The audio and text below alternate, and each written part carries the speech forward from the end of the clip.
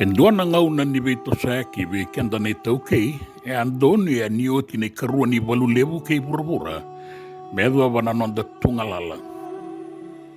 En da toso mai wakai au iau ki na korni vakavaka, me ngarai na mbula toro vake kei na vuli vinaka. Na tanbile mai ongo ni taukei e rambororo ki na eso na itiko me wakata ki na ulu watu. Na tuta leva, wale ne manu nandono mai kei tovata me uzabuti ranga eso. Kada toso mai kina vei korni vakavaka, sa lala mai kina nandela niapu. Sa mai tumbu kina na iwili ni vei vanua senga ni vangandeitaki, kei na tawa vakavaka. O raungo, ni sa tumbu vake na tumbu vake vata kei na mbasulawa. Sa toso saraki vala ni ebunga, karla ki tiko kina ni kua. En dua na iwa koso lailai e ambasi kandono ya na ngau na ni veito soya kingo mai wai ni bula kei dhaumbat. Ti rauta ni vana mai le mai kisuba ninda ngole ki nausuri. Ninda sibita na ingangi ni sudu ke na kemba ni matai walu. Ke mami inda ulotu veito kia ki bolinga. E na vei vale so ke mami rawa ni pakayangataka. Veira rasau mi vale tu e na vei asa ni panuongo. Se, ke se ngawea, ke mami na tarabuka tunoloa. Medo bani saoti, na nei mami tiko, wakawawa, sangai rawa, ni ke mami baka sanggarain doon na tikiningele, ena panuanga, sa toka kina inda inda pala ni lotu tambarua mayaway ni bulan. Doon na singatambo. Awabe ibu ke boli na mata wili bola mai weni bula atu kuni beau en dona ngone bosa lebu e pasanga irti kono boni ngone e tukuni ni santo baka ya dorati ko baka wasuma o kasarabu na maramanga sindibuli lagi kau ti ko manta mai beau me kiro mai betalanoa au kau ti ko sarabu ka tiki kapag solo kakana kindalingana kakaya. Daurabo, pita na kau na tuku na vei kongo, mo kakuasar ning wila daba. Paletaw na tuku na nga bakan dua. Nay matay. Sanganin dua vei keito na ti kongo, saumia na takabanga sinibuli ni wili bola ni singatampo. Kene karua, tiko nga may nairay na koro kay tubay tawuta kikina. Senga ni ko tubulaylay na mo koro, se ko tevi na nongo koro. Taurarawa, kene katolu, lakin duritu manday katumba, ni bola ni lotu, ngarayan ni kingaw ni sala, gay kavi sarabagan domoy lebu, longo lesumay. Ni sabola kaya ni kikatumba ilay reiki vitale may nangonengo. Karay dani ubukaray di ko eto yan. Sangay kati. Isa kadiyo ti bukan dua. O kaya tale may loman di baliloto. Kadi bukan do mo ilebo. Isang irongat ang ko. Rinelo miray-rate ko may nastoa. Sa kadi na dorobong ko. O sa rin ni sawan tanda mo na matana. Sa tiga bu lako talengamay, away ni mata na ni satay. Sawati, o sangay kadiwi ko amilis talemay. Na dauro buong ko, angay taura na idobi ni ngonen daw bororongo, na embaki oya, kina embaki katarabo. Ni woti ruot tala na embaki, erto sa toki bukang mata bumabali kinepani. Sanduan na narotoy tiko-tiko may kaya. Sa dauro bo lebu talinga. Sa toso binakasar na nabuli. Iya enabe mo ni madawa kay na olondi. Endo wali takita bayalala na nalori na ka India. Mebu kay raw na nonay tumbo-tumbo na nonay duro-duro ni buli. Daw kadito ka na mo ay ni lori. Botal! Botal! Botal! Era daw na ko eso. ya sengani biya pakila se kawaitaka. Au ngai rongota, e nandua na ngauna ni sala ki toka sara na University ni Devani Pasifika. O tibalela i sarawata maikina na nona koroi ni Bulilawa. E na bebe rueringa ni ambakingo, ni o te vasanga bulu kalima na ambaki mai na singa tambu koya mai waini bula, ke rawanga i sota tali. Apala usara na ngauna ya. E wamba usreti kinandua na ibagaya kabi, e na itiko-tiko ni matanitu beira na ngone turangan bala na presidendi, e na marauta ki ni matai ni non rambose, na lewe ni palimendi bo. Ibagada ngau na songo, e baka na kena ibagarao. Sa tika wurongo baka may ibaga malu anda bibasaki kina benden rabaki. E rasala be madasa reso. Walaila yerto sakadi ba na ibagatangya so na marama. Laga ngona bagadab. Bau mata utokan inda zemba na turang. Ere sarto do wiri-wiri may na marama ay karuangan ni bembe ni bongi. Tiba kali ngay maraman daw langataro na besing tamwe balilot. Anang toro na kesar. O yan na kinay bugaraw nga na matangalisong ko bagonggo. To sa daginti ko na kosa-kosa, sana nung mamiusaha bakal lutuloyan ni maula ko kinanong bali.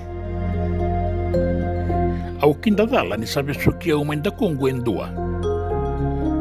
Au nga ibukia ni sa matan renden dito may matango na buni lawa buo ni matan ito na turangan ito wulaylay may nairay. Iyo sa awat ya basa nga bulu kalima bakadata na yung baki. Sangkay kabe au daw na numatunga na nomuaka ay mula ki kadiba na elongo na mataka ni singatamboya may wendi bula. O senga ning wila dabarao. O kaya liso yan ibuha na kaya ay ado beiko kasama yung minista tu kinang wenday-day. Darusota nga na singatamboya sandarunggay may sota talenggo ni sawat niya basa nga bulu kalima na yung baki. May nanamoy tutu nga baka dorobo nga nilaylay. Sanduritong ko na buni labo ni mata ni tubiti. Kaya kaya asenga. Ko serera ito mitabaya lalati kung baka ngango may nepan. Kaya robi talano baka laylay. Sangkay sulihabiyaw na nananamba ni taliboni. Asuritiyaw mo ngande yan ni kinanonabali ni bola-bola. Goy na yoti-yoti sar ni tamba vale vaken duan-dua na Super Bowl house.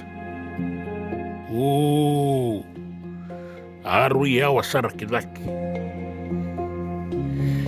Au nano mamikiraw na ngay sota nga na toso ni ngauna nanduan na banua.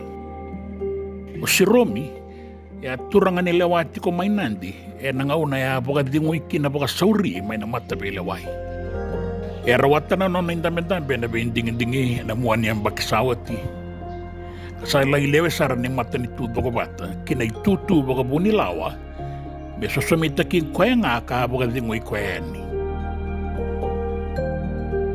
Naitukutuko ke si Romy turang au talano at takatiunggo, bulidikin na bosota kay nangumatua nangaunan rendre ni sasanga. Katika busar maindala ni abu bay madiu turangan at tamana.